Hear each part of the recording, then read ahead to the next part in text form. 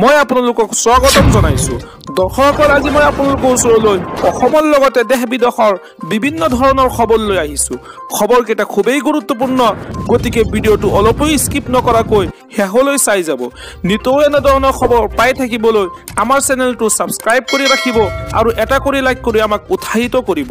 আহক এতিয়া আমি ভিডিঅ'টো আৰম্ভ কৰোঁ। আজি মই প্ৰথম খবৰটো এটা গুৰুত্বপূৰ্ণ খবৰ, এটা বিগ ব্ৰেকিং নিউজ। কৃষক সন্মান নিধিৰ ধন ৬,০০০ৰ পৰিৱৰ্তে হ'ব পাৰে ১২,০০০ টকা। এইবাৰ বাজেটত কৃষকক ডাঙৰ উপহাৰ দিব পাৰে নিৰ্মলা সীতাৰমণে। এক সূত্ৰৰ মতে বৃদ্ধি পাব পাৰে কৃষক সন্মান নিধিৰ আঁচনিৰ ধন। বৰ্তমান ১১ কোটি কৃষকে লাভ কৰি আছে ৬,০০০কৈ টকা। কৃষক সন্মান নিধিৰ ধন এতিয়া ৬,০০০ টকাৰ পৰা ১২,০০০ টকালৈ বৃদ্ধি কৰিব চৰকাৰে, যাৰ বাবে বাজেটৰ পূৰ্বে চৰ্চা চলিছে কেন্দ্ৰত। মহিলা কৃষকৰ বাবেও বাজেটত থাকিব ভাল খবৰ, আৰু লগতে মহিলা কৃষকক ১০,০০০ টকাৰ পৰা ১২,০০০ টকা পৰ্যন্ত দিব পাৰে বুলি চৰ্চা চলিছে। কৃষকক অধিক ধন দিয়াৰ বাবে সাজু হৈছে মোদী চৰকাৰ। আজি মই পৰৱৰ্তী খবৰটো এটা গুৰুত্বপূৰ্ণ খবৰ, এটা বিগ ব্ৰেকিং নিউজ। মুখ্যমন্ত্ৰীৰ আত্মনিৰ্ভৰ আঁচনিৰ বাবে আবেদন কৰিছিল নেকি আপুনি? শীঘ্ৰেই চৰকাৰে দিব ভাল খবৰ। ৰাজ্যৰ লাখ লাখ নিবনুৱাই শীঘ্ৰে লাভ কৰিব ভাল খবৰ। কোনকেইখন জিলাৰ আবেদনকাৰীৰ সংখ্যা সৰ্বাধিক এয়াও ইতিমধ্যে প্ৰকাশ কৰিছে চৰকাৰে, আৰু লগতে কিমানজন আবেদনকাৰী যোগ্য বুলি বিবেচনা কৰা হৈছে এয়াও তালিকাত প্ৰকাশ কৰা হৈছে। বৰ্তমান পৰ্যন্ত মুঠ আবেদনকাৰীৰ সংখ্যা হৈছে ২,২৯,১৪৫ গৰাকী। লখিমপুৰ, কামৰূপ আৰু বৰপেটাত পঞ্জীয়নৰ সংখ্যা সৰ্বাধিক বুলি প্ৰকাশ পাইছে। এই আঁচনিৰ বাবে ১০ম শ্ৰেণীৰ পৰা আৰম্ভ কৰি স্নাতক উত্তীৰ্ণলৈকে আছে আবেদনকাৰী। দক্ষতা চিনাক্তকৰণ শিবিৰৰ জৰিয়তে চিনাক্তকৰণ কৰা হ'ব আবেদনকাৰীৰ যোগ্যতা। জিলা পৰ্যায়ৰ পৰীক্ষা সমিতি আৰু ৰাজ্যিক সমিতিৰ দ্বাৰা কৰা হ'ব আবেদনৰ পৰীক্ষা, আৰু এই আঁচনিৰ বাবে নিৰ্বাচিত প্ৰাৰ্থীক প্ৰদান কৰা হ'ব উপযুক্ত চৰকাৰী প্ৰশিক্ষণ। এটা বিগ ব্ৰেকিং নিউজ।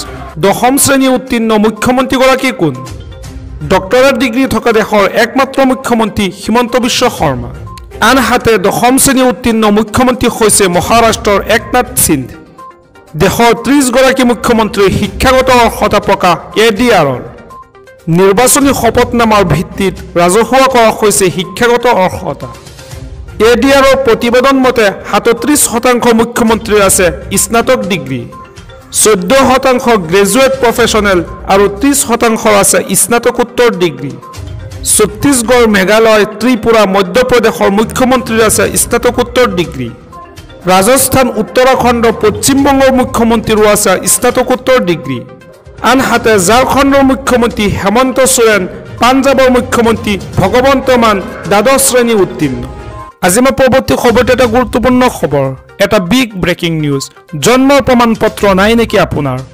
তেন্তে আপোনালৈ আছে এটা ভাল খবৰ।